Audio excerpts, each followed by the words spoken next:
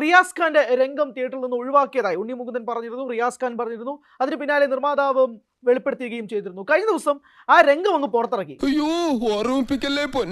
പുറത്തിറക്കിയതിനു ശേഷം ആളുകൾ എല്ലാവരും കൂടെ ട്രോളോട് ട്രോള്. ഇത് തിയേറ്ററിൽ റിലീസ് ചെയ്യാത്തത് നന്നായി, ഈ സീൻ ഒഴിവാക്കിയ എഡിറ്റർക്ക് കയ്യടി, അങ്ങനെ തുടങ്ങി ട്രോൾ പൂരമാണ് മാർക്കോ നേരിടുന്നത്. മാർക്കോയ്ക്ക് വലിയ കയ്യടികൾ കിട്ടിക്കൊണ്ടിരുന്ന ഒരു സാഹചര്യത്തിൽ തിയേറ്ററിൽ തന്നെ വലിയ ജനപ്രവാഹമായിരുന്നു.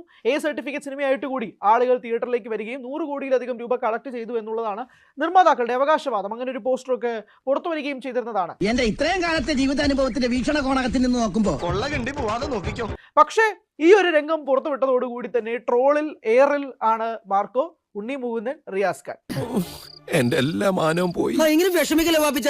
ഈ പോസ്റ്റ് കണ്ടപാടെ എല്ലാവരും യൂട്യൂബിലേക്ക് പോയി എന്താണ് റിയാസ് ഖാൻ ഇതിൽ ചെയ്തു വെച്ചിരിക്കുന്നത് എന്നറിയാൻ വേണ്ടി കയറിയതാണ്. പക്ഷേ നിർത്താതെ ചിരിയാണ്.